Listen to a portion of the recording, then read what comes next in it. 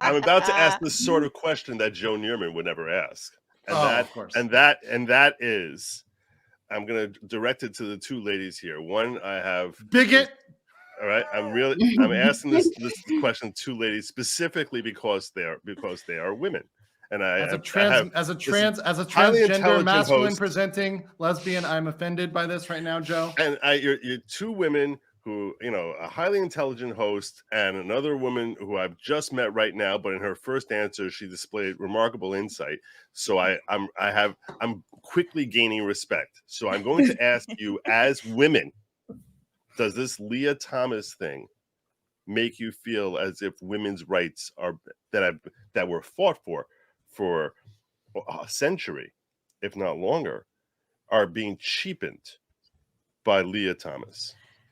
Yeah, I will say that I do feel like there is a certain level of erasure that seems like is happening for women, because it's like the best women in certain categories is now biologically a man. In recent memory, I will say that, transgender women, when I come across them, I'm more than happy to refer to them however the hell they want, but when it comes to, we've talked about, trans stuff on I feel like here and on Eric Hunley's channel about when it has to do with athletics.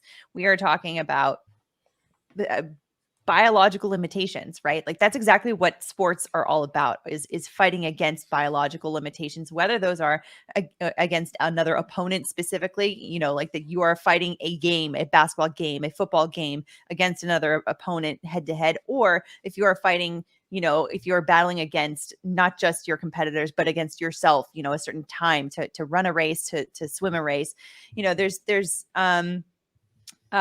issues like that I am much more likely to take a pause before, jumping in with like, yes, of course, we're going to accept all, because the whole point in having categories for men and women is to protect women to be able to achieve success in those fields. It's not about like where the distinction is, someone's brain. I don't care. I don't care whether somebody is biologically a male and identifies as a female and they take up space in a certain field. I don't care about that. That doesn't matter to me.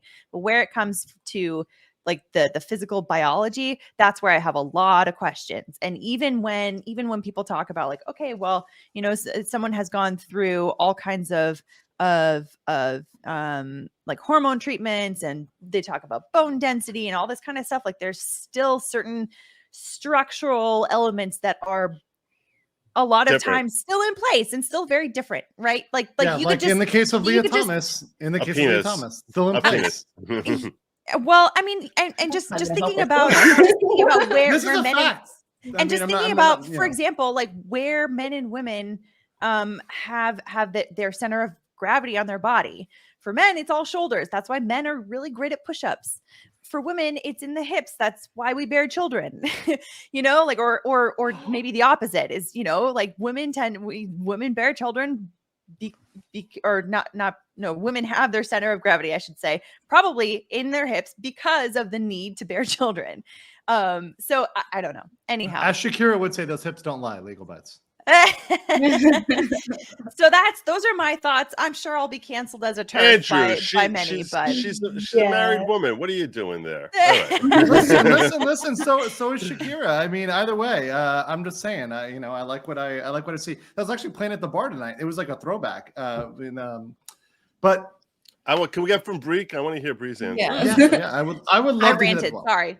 Yeah, I would agree more on what Alita was saying as well. As far as the sports go, I do think that they should kind of keep it separated, because it's like, what was the point of making men's sports and women's sports? Okay, you took the hormones to go ahead and become into a new gender, but I still don't think it's fair to be able to compete with women. And I know they pointed out that I think Alita was saying the bone density changed, or that she had to work harder to become that good.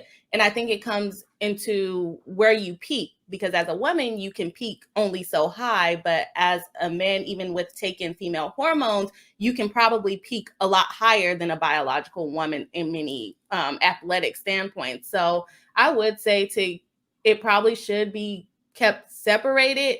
And I know it sounds bad because mentally that they feel like they are that gender, and to them it's not fair, but it's also not fair to the biological women that have worked so hard to get to where they were to compete in these sports as well. Yeah. Amen. All right, now Andrew, I'll ask the third woman. What's your thoughts there? I think that all women are women. I think you're all bigots and misogynists and with your internalized patriarchy. And I think that any woman can feel like she's a woman, and that magical power of her whatever is down there, whether it's whatever is dangling, is going to get her across that finish line first. And Solidarity. Also, and I Ron wanna DeSantis clarify. named the actual woman, the runner-up who was from Florida, named her the winner of the competition. in Florida. Really? So that was a great one. Yeah. That's very funny. Oh, interesting.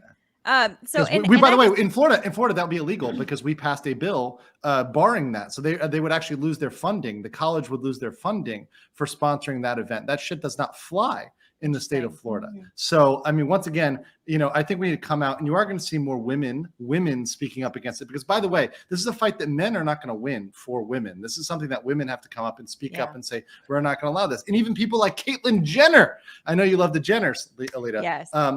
She's the one who came out, and of course, she's being called a bigot as a trans person, which is weird.